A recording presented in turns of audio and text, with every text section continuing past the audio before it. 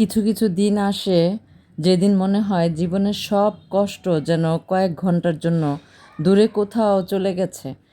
আর আজকের দিনটা ঠিক তেমনই একটা দিন ছিল আমার জন্য। আমি ভাবছিলাম আজ বিকেলে রায়পুরা থেকে ঢাকায় ফিরে যাব, কিন্তু আপনারা যদি ভিডিওটা শেষ পর্যন্ত দেখেন তাহলে দেখবেন যে দিনটা কয়েক ঘন্টার জন্য ভেবেছিলাম সেই দিনটাই শেষ পর্যন্ত রাত 2টা পর্যন্ত কিভাবে আনন্দ আর ভালোবাসার মধ্যে কেটে গেল। আজ আমি ছিলাম আমার মামাতো ভাই বোন মামি আর ছোট বড় সবাইকে নিয়ে গল্প, আড্ডা, দুষ্টুমি, খাওয়া দাওয়া, শপিং আর সবচেয়ে বড় কথা এত মানুষের ভালোবাসার মধ্যে নিজের চিন্তা সব কিছু সত্যিই ভুলে গেছিলাম। তবে রাত বাড়ার সঙ্গে সঙ্গে একটা চিন্তা বারবার মনে পড়ছিল, আমার আম্মু, আমার মেয়ে, আমার ভাই বোনেরা, ভাইয়ের বউ এখন সবাই কি করতেছে। তো চলুন রায়পুরার মামার বাড়ির সেই সুন্দর দিনটা আপনাদের সঙ্গে শুরু থেকে শেষ পর্যন্ত শেয়ার করি। তো আপুরা ভাইয়ারা, আসসালামু আলাইকুম, কেমন আছেন সবাই? সকালটা শুরু করলাম বড় মামার বাসা থেকেই, পরে ছোট মামার বাসায় আসলাম। এখানে এসে আমরা পেয়ারা ভর্তা খেলাম, ওই বাসায় আমরা বড় মামার বাসায় নাস্তা করলাম। চা নাস্তা খেয়ে তারপর মামিদের সাথে সবার সাথে গল্প করলাম। তো নিজের বাড়িতে যেমন কাজের চিন্তা, রান্নার চিন্তা, সংসারের চিন্তা একটার পর একটা মাথা ঘুরতে থাকে না, এখানে এসে মনে হচ্ছিল আজকে যেন কিছুই করতে হবে না। চা নাস্তা শেষ করে আমি চলে গেলাম আমার ছোট মামার ঘরে। তো সেখানে আমার মামাতো বোনেরা, মামি বসে সবাই ছিলাম। তারপর শুরু হলো আমাদের গল্প। একজন একটা কথা বলছে, আরেকজন সেটা ধরে আরেকটা গল্প শুরু করছে। তো একটা সময় মনে হচ্ছিল আমাদের গল্পের কোনো শেষ নাই। অনেক দিন পর সবাই যখন একসঙ্গে হয় তখন আসলে পুরনো গল্পগুলোই তখন নতুন করে ভালো লাগে, তাই না? ছোটবেলার কথা, সে কি করতো, কার কি দুষ্টুমি ছিল, এসব নিয়ে হাসাহাসি করতে করতে কখন যে সময় চলে যাচ্ছিল বুঝতেই পারতেছিলাম না। এরপর সন্ধ্যার দিকে গেলাম আমার ছোট মামার রিগাল ফার্নিচার শোরুমে। আর এখানে গিয়ে তো মনে হলো পুরো একটা পারিবারিক অনুষ্ঠান বসে গেছে। আমার মামাতো ভাই বোনের ছেলে মেয়ে, খালাতো বোনের ছেলে, তার এক বন্ধু, সবাই একসঙ্গে। এত মানুষ একসঙ্গে হলে আর চুপচাপ থাকা যায় বলেন তো? সবাই মিলে আমার মামাতো বোন বেবি আপার জন্য একটা খাট পছন্দ করতে শুরু করলাম। একটা দেখি আরেকটা দেখি। কে কে বলছে, কেউ বলতেছে এটা সুন্দর, কেউ বলছে ওইটা সুন্দর। শেষ পর্যন্ত আমরা সবাই মিলে একটা খাট পছন্দ করলাম। রায়পুরার এই শোরুম থেকেই খাটটা নেওয়া হলো, আমার ছোট মামার শোরুম এটা। তো আর আমার সবচেয়ে ভালো লাগছে একটা জিনিস, কেনার মধ্যেও পুরো পরিবার একসঙ্গে যুক্ত হয়ে গেলাম। এটা শুধু একটা খাট পছন্দ করা ছিল না, এটা ছিল সবাই মিলে একটা সুন্দর মুহূর্ত তৈরি করা। এরপর রাতে আমার মামাতো ভাইরা সবাই মিলে খুব মজা করলাম, আনন্দ করলাম। আরেকটা বিষয় আজকে আমার সবচেয়ে বেশি ভালো লাগছে কি জানেন? আমার মামাতো ভাই বোনদের অনেকেই চাকরির কারণে দেশের বিভিন্ন জায়গায় থাকে। কেউ ঢাকায়, কেউ বগুড়ায়, কেউ রংপুরে। সবাই সরকারি চাকরি করে, তাই সব সময় না একসঙ্গে সবাইকে পাওয়া যায় না। কিন্তু শুক্রবারের ছুটির কারণে এবার সবাই বাড়িতে ছিল। আমি মনে মনে ভাবছিলাম, আহা, আজকে যেন আমার পুরো পরিবারটাই এক জায়গায় পেয়ে গেছি। ওরা সবাই আমার থেকে বড়, তাই ওদের সঙ্গে থাকলে আমার মাঝে মাঝে মনে একটা অনুভূতি হয় আমি যেন আমার অভিভাবকদের সঙ্গে আছি। জীবনে কিছু সম্পর্ক থাকে যেখানে বয়সে বড় মানুষগুলো শুধু আত্মীয় না, তাদের কাছে গেলে একটা নিরাপত্তার অনুভূতি হয়। তো আজকে সেই অনুভূতিটাই হইতেছিল। এখানে ছিল সবার আদর, ভালোবাসা, স্নেহ আর ছোটদের কাছ থেকে যে সম্মান আর ভালোবাসা পেলাম সেটা সত্যি মন ছুঁয়ে গেছিল। কয়েক ঘন্টার জন্য মনে হয়েছিল আমার জীবনে কোনো কষ্ট নাই, কোনো দুঃখ নাই, শুধু আমি আমার আপন মানুষগুলো। কিন্তু আমার মাথায় তখন একটা হিসাব ছিল। আমি ভাবছিলাম বিকেলেই ঢাকায় চলে আসব, কারণ বাসায় আম্মু আছে, আমার মেয়ে আছে, ভাই বোন সবাই আছে। আর আমি এমনিতেই বাইরে থাকলে না বারবার বাসার কথা মনে করি। তাই মনে মনে ঠিক করছিলাম বিকেলের মধ্যে সবাইকে দেখে শুনে ঢাকার উদ্দেশ্যে রওনা হয়ে যাব। কিন্তু একটা আফসোসও ছিল, এতদিন পর সবাইকে একসঙ্গে পাইছি অথচ সবার সঙ্গে ঠিকমতো সময় কাটাতেও পারতেছি না। মনে হচ্ছিল আরেকটু যদি থাকা যাইতো। আর তখনই বুঝলাম কখনো কখনো আমরা কোথাও বেড়াতে গেলে সময়ের হিসাব করি, কিন্তু আপন মানুষগুলোর সঙ্গে সময় কাটানোর হিসাব আসলে করা যায় না আপুরা ভাইয়ারা। কারণ গল্প শুরু হলে গল্প আর শেষ হতে চায় না। আমার মামাতো বোন, মামাতো ভাই, খালাতো বোন, মানে খালাতো বোনের ছেলেরা সবার আদর আপ্যায়নের কোনো কমতি ছিল না জানেন। আমাকে দেখে সবাই এমনভাবে কথা বলছিল, এমনভাবে আপন করে নিচ্ছিল, মনে হচ্ছিল আমি অনেক দিন পর নিজের মানুষদের কাছে ফিরে আসছি। সত্যি বলতে কি, এমন ভালোবাসা পেলে মনটা নরম হয়ে যায়। জীবনে যত কষ্টই থাকুক, কিছু মানুষ থাকে যাদের কাছে গেলে নিজের কষ্টের কথাগুলো না বলতে হয় না, তারা নিজেরাই বুঝে নেয়। আজকের দিনটায় আমি ঠিক সেই ভালোবাসাটাই পাইছি আপুরা ভাইয়ারা। এর মধ্যে আমার বাসা থেকে ফোন আসতেই থাকলো। আম্মু ফোন দেয়, কখনো বোন ফোন দেয়, কখনো আমার মেয়ে ফোন দেয়, কখনো আমার ভাইয়ের বউ ফোন দেয়। সবাই জানতে চাইতেছে আমি কখন আসবো, কিন্তু আমি একটা কথাই ফোন ধরে বলতেছি যে আসবো, আসতেছি, এরকম একটা কথা দিচ্ছি। কিন্তু সত্যি কথা বলতে কি, তখন আর আমার আশা হচ্ছিল না। আমি ভাবছিলাম সন্ধ্যার ট্রেনে ঢাকায় চলে যাব, কিন্তু একসময় বুঝলাম আজ আর ঢাকা ফেরা হচ্ছে না। একদিকে মনে হচ্ছিল বাসার সবাই চিন্তা করছে, আর অন্যদিকে এতদিন পর সবাইকে একসঙ্গে পাইছি, মনটাও যেন ছাড়তে চাইছিল না। শেষ পর্যন্ত সিদ্ধান্ত নিলাম আজ রাতটা রায়পুরাতেই থাকবো। তো একটা জিনিস আপনাদের সত্যি কথা বলি আজকে, যে আমি যতই আনন্দ করি না কেন, নিজের মানুষগুলোর চিন্তা তো মাথা থেকে যায় না। বিশেষ করে আমার বোনটার জন্য আজকে খুব খারাপ লাগতেছে। দূর থেকে আসলে কিছুই করারও থাকে না। মনে হয় কাছে থাকলে হয়তো পাশে থাকতে পারতাম।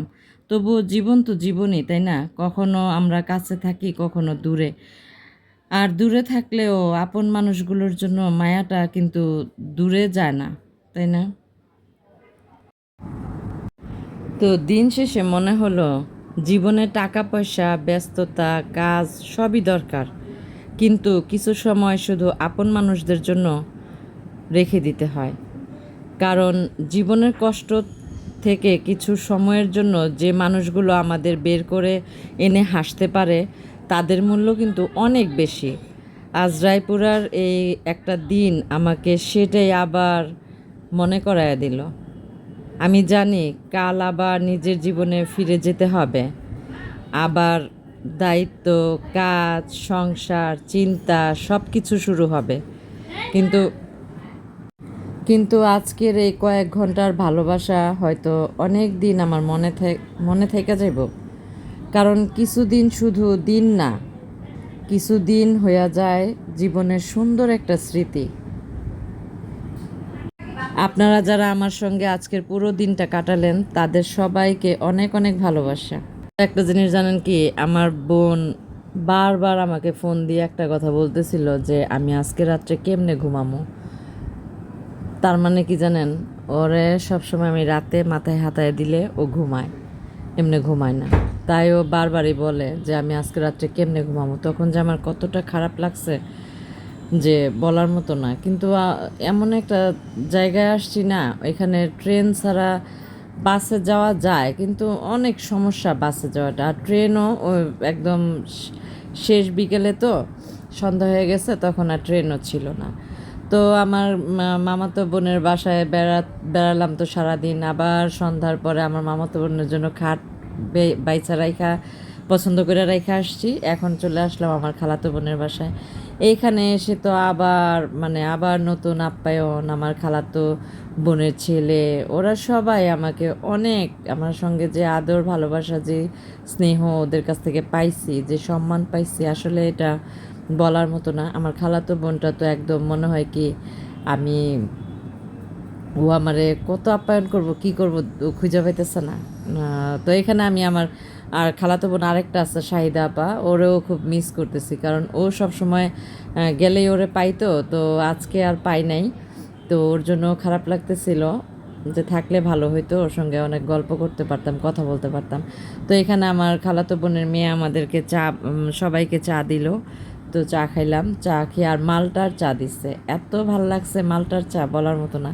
তবে আমি খুব শুটকি পছন্দ করি, তো তো আমার খালাতো বোন শুটকি তরকারি রান্না করছিল আজকে, তো আমাকে বলতেছে আজকে শুটকি তরকারি রান্না করছি, ভাত খা। তো আমি না করতে পারি নাই শুটকির কথা শুনে। ও আরও রান্না করছিল, পোলাও ছিল, গরুর মাংস ছিল, সব কিছুই ছিল। তো আমি ওগুলি কিছুই না খাইয়া আমি জাস্ট ওর বাসায় শুটকি দিয়ে আমি ভাত খাইছি অনেক মজা করে, আরও সবজি ছিল। তো ভাত টাত খেয়ে চলে আসলাম এখন আবার বড় মামার ঘরে। তো যে খাটটা পাইতা কিনে পছন্দ করে আসছিলাম না, সেই খাটটা আমার মামাতো ভাইয়েরা এসে দেখি ওদের বিছানার মধ্যে পাচ্ছে। তারপর ম্যাট্রিক্স বিছাইলো। আর তখন চারপাশে যে আনন্দ আর মজা চলছিল সেটা আসলে ক্যামেরায় যতটা দেখানো যায় তার চেয়েও বেশি অনুভব করার মতো। একজন এদিকে একজন ওদিকে, কেউ কথা বলছে, কেউ হাসছে, কেউ আবার দুষ্টুমি করছে। তো আমি শুধু দেখছিলাম আর ভাবছিলাম একটা পরিবার একসঙ্গে থাকলে ছোট ছোট কাজও কি সুন্দর আনন্দে পরিণত হয়, তাই না প্রভাইয়ারা?